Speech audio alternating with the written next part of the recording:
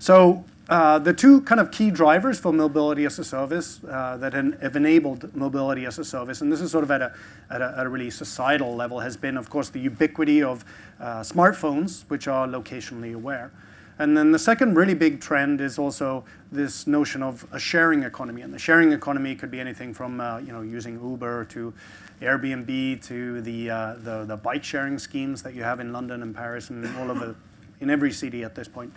But those two fundamental changes have really changed the way people want to approach transportation because the attitudes are changing.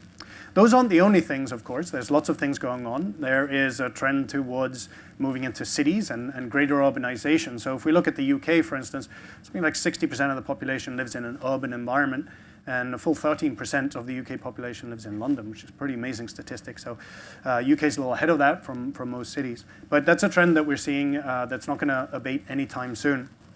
Of course, we see population changes and demographic changes that are going on. And of course, those demographic changes also signal attitudinal changes.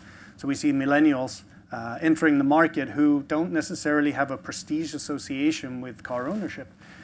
They're quite happy to have access to cars, but they don't necessarily want to own them. Of course, open systems and open data is another enabling factor in this quest for mobility as a service, as well as the breakneck speed at which automotive manufacturers are starting to develop autonomous vehicles and, of course, electric vehicles and so on.